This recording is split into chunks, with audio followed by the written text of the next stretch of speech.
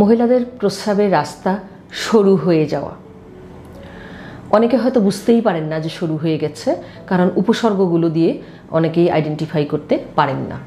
আর আমাদের একটি কমন অভ্যাস আছে, আমরা প্রস্রাবজনিত যে কোনো উপসর্গ শুনলেই দুটি উপদেশ দিয়ে থাকি মানুষকে।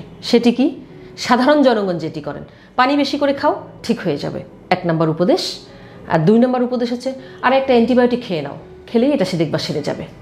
কিন্তু দুটি ভুল উপদেশ, কারণ সকল রোগের চিকিৎসা কিন্তু প্রস্রাবজনিত উপসর্গ থাকলেই পানি বেশি খেলেই ভালো হয়ে যাবে এরকম নয়। কিছু কিছু ক্ষেত্রে পানি বেশি পান করলে আরও ক্ষতি হতে পারে। আবার অনেকেই বলে থাকেন একটা অ্যান্টিবায়োটিক খেয়ে নাও না, খেলেই তো এটা ঠিক হয়ে যাবে। কিন্তু না, আপনি যদি ডকুমেন্টেড কোনো ইনফেকশন না পান, তাহলে অকারণে কেন আপনি অ্যান্টিবায়োটিক সেবন করবেন? এতে তো দুটি ঘটনা ঘটছে, অকারণে সেবন করছেন প্লাস হচ্ছে অ্যান্টিবায়োটিক রেজিস্ট্যান্স। আজকের আলোচনায় আসছি মহিলাদের প্রস্রাবের রাস্তা সরু কী কী কারণে হতে পারে। প্রথমত আসি কারণ কী কী। একটি হচ্ছে যে প্রস্রাবের রাস্তায় যদি কোনো কারণে আপনি আঘাত পেয়ে থাকেন, সেটি কিভাবে হয়?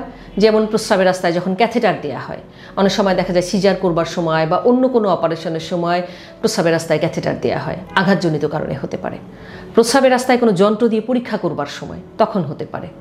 দুর্ঘটনাজনিত কারণে প্রস্রাবের রাস্তায় আঘাত পেতে পারেন, অনেক সময় শারীরিক মেলামেশার সময়ও আঘাতজনিত কারণে এটা হতে পারে। এরপর আসি ইনফেকশন বা ইনফ্লামেশন বারবার যদি হতে থাকে, তখনও কিন্তু এরকম ঘটনা ঘটতে পারে এবং প্রস্রাবের রাস্তা সরু হয়ে যেতে পারে। এছাড়া কি কারণে হতে পারে? হরমোন ডেফিসিয়েন্সি আমরা যেটি বলি, হরমোনের অভাব। মহিলাদের শরীরে যদি ইস্ট্রোজেন নামক হরমোনের অভাব হয় তখনও হতে পারে। রেডিয়েশনের কারণে হতে পারে, কোনো ক্যান্সার, সেটা কোলোরেক্টাল ক্যান্সার হোক, জরায়ুর ক্যান্সার হোক বা অন্য কোনো কারণে রেডিয়েশন থেরাপি নিলে অনেক সময় দেখা যায় প্রস্রাবের রাস্তা চেপে আসে বা সরু হয়ে যায়। কিছু কিছু ক্ষেত্রে দেখা যায় কোনো কারণ জানা যায় না, অজানা অনেক কারণেও হতে পারে এবং সেসব কারণ অনেক সময় আইডেন্টিফাই করা যায় না, কিন্তু প্রস্রাবের রাস্তা সরু থাকে। জন্মগত পাওয়া যায়, তবে খুব খুব খুবই রেয়ার। এখন আসি কি উপসর্গ নিয়ে আসে। প্রথমত হচ্ছে বেশিরভাগ রোগী যেটি নিয়ে আসে, ঘন ঘন প্রস্রাব করতে হয়। 62% পেশেন্ট প্রায় ঘন ঘন প্রস্রাব নিয়ে আসে। অনেকেই আসেন প্রস্রাবের চাপ আসলে আমি আটকে রাখতে পারি না, আমার সঙ্গে সঙ্গে প্রস্রাব করতে যেতে হয়, এটি নিয়ে আসেন। এরপর আসি প্রস্রাব করতে কষ্ট হয়, চাপ দিয়ে করতে হয়। ম্যাডাম আমার দীর্ঘক্ষণ বাথরুমে বসে থাকতে হয়, চাপ দিয়ে করতে হয়, চিকন ধারায় প্রস্রাব হয়। প্রস্রাব করার পর মনে হয় যে না, প্রস্রাবটা ক্লিয়ার হয়নি, আরও প্রস্রাব হবে, এরকম অনুভূতি থাকে। এছাড়া ইন অ্যাডিশন যাদের এরকম সমস্যা থাকে তাদের তো ইনফেকশন থাকতেই পারে এবং ইনফেকশনজনিত কিছু উপসর্গ থাকেই। এখন আসি তাহলে আমি কি করব। আপনার যদি উপসর্গগুলো থাকে, আপনি একজন ইউরোলজিস্টের পরামর্শ গ্রহণ করবেন। লজ্জা নয়, দ্বিধাদ্বন্দ্ব নয়। একজন ইউরোলজিস্ট যখন উপসর্গগুলো শুনবেন, তখন কিন্তু উনি আপনার ইতিহাস নেবার চেষ্টা করবেন যে আসলে এটি কোন দিকে যাচ্ছে বা কোন রোগের কারণে হয়েছে। আপনাকে শারীরিকভাবে পরীক্ষা নিরীক্ষা করে দেখবেন। আমরা কিন্তু প্রস্রাবের রাস্তা যখন দেখি, তখন আমরা এটাও খেয়াল করি যে প্রস্রাবের রাস্তার মুখটা চেপে এসেছে কিনা, যে আমরা প্রস্রাবের রাস্তার মুখের যে বাইরের অংশটা, যাকে আমরা বলি এক্সটার্নাল ইউরেথ্রাল মিয়েটাস, সেটি সরু হয়ে গেছে কিনা। অনেক সময় এই কারণে এরকম উপসর্গ থাকতে পারে। এগুলো করবার পরে আমরা সাধারণত কিছু পরীক্ষা করতে দিই। যেহেতু প্রস্রাবজনিত উপসর্গ থাকে, তাই ইউরিন রুটিন মাইক্রোস্কোপিক পরীক্ষা করতে দেওয়া হয় কোনো ইনফেকশন আছে কিনা। ইনফেকশন থাকলে তখন হয়তো কালচার সেন্সিটিভিটি অনুযায়ী অ্যান্টিবায়োটিকের প্রয়োজন পড়ে। এর সাথে কি করা হয়, যেহেতু রোগীরা বলেন যে আমার প্রস্রাব ক্লিয়ার হয় না, তাহলে এটি দেখার জন্য প্রস্রাবতন্ত্রের একটি আলট্রাসোনোগ্রাম, যাতে মূত্রথলি পুরোপুরি খালি হচ্ছে কিনা সেটিও বোঝা যায়, প্লাস পুরা কিডনি সিস্টেমটা আমরা দেখতে পারি।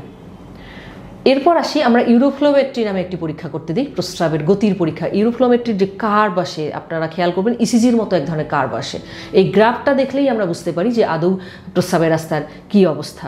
প্রস্রাবের রাস্তা যদি আসলেই চেপে আসে বা শুরু হয়ে যায়, তখন কিন্তু এটিতে রিফ্লেকশন আসে এবং আমরা ওখানে প্রস্রাবের ম্যাক্সিমাম গতি কত ml/s সেটিও দেখতে পারি, দেখে আমরা ধারণা পেতে পারি। এরপরেও যদি কেউ কনফার্ম হতে চায়, তখন হয়তো ভিসিইউজি লাগে, আদারওয়াইজ আর কিছু প্রয়োজন পড়ে না। এখন আসি চিকিৎসা কি।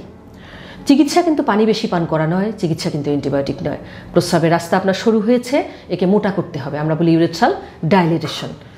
ইউরেথ্রাল ডাইলেটেশন এক ধরনের মাইনর অপারেশন, যার মাধ্যমে প্রস্রাবের রাস্তাটাকে যে সরু হয়ে এসছে এটাকে মোটা করে দেওয়া হয়।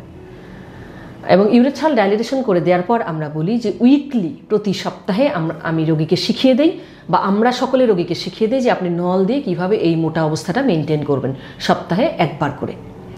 কোনো রোগী যদি এটি মেনটেন করতে ব্যর্থ হন তখন কিন্তু আবারও চেপে আসে। তাহলে চিকিৎসা কি? দ্বিতীয়বারও কিন্তু একই চিকিৎসা, আবারও ডাইলেটেশন, এবং প্রতি সপ্তাহে আপনাকে নিজের নল দিয়ে কীভাবে ডাইলেট করতে হয় এটি আমরা শিখিয়ে দিই। দ্বিতীয় ধাপের চিকিৎসা যদি ফেল করে তখন কিন্তু আর ডাইলেটেশনের অপশন থাকছে না, তখন আমরা বলি যে আপনার প্রস্রাবের রাস্তা নতুন করে তৈরি করে দিতে হবে। সেটি কি? গালের ভেতর থেকে আমরা চামড়া নিয়ে তৈরি করে দেই, বা যাদের মাসিক বন্ধ হয়নি তাদের ক্ষেত্রে মাসিক রাস্তা দেয়ালের চামড়া নিয়ে প্রস্রাবের রাস্তা তৈরি করে দেওয়া হয়। এটি বড় অপারেশন। আমি রোগীদেরকে পরামর্শ দেব যে আপনারা চেষ্টা করবেন সবসময় প্রাথমিক এবং দ্বিতীয় ধাপের মধ্যেই থাকতে, নিয়মকানুন মেনে চলতে, যাতে তৃতীয় ধাপের সার্জারিতে আপনাকে যেতে না হয়। আবার অনেকেই আছেন বলেন যে না, আমার পক্ষে আসলে প্রতি সপ্তাহে এভাবে ডাইলেট করা সম্ভব না, আমাকে একবারেই আপনার প্রস্রাবের রাস্তা নতুন করে তৈরি করে দেন। তখন হয়তো প্রস্রাবের রাস্তা নতুন করে তৈরি করে দেওয়ার চিন্তাভাবনা করা হয় শুরুতেই। তবে বেশিরভাগ ক্ষেত্রেই যেটি করা উচিত বা করা হয় সেটি হলো ইউরেথ্রাল ডাইলেটেশন। আশা করি আজকের ভিডিওটি দেখবার পরে এরকম সমস্যায় পড়লে অযথা অ্যান্টিবায়োটিক সেবন করবেন না, বা অতিরিক্ত পানি পান করেই এটাকে আপনি ভাববেন না যে শুধুমাত্র অতিরিক্ত পানি পান করলেই ভালো হয়ে যাবে। কারণ সঠিক সমাধান না নিলে হবে কি, আলটিমেটলি একসময় প্রস্রাবের থলিতে প্রস্রাব জমতে জমতে দেখা যাবে মূত্রথলির ক্যাপাসিটি বেড়ে গেছে, এর দেয়াল দুর্বল হয়ে গেছে, এর প্রভাব আবার আস্তে আস্তে কিডনিতেও যেতে পারে লং রানে।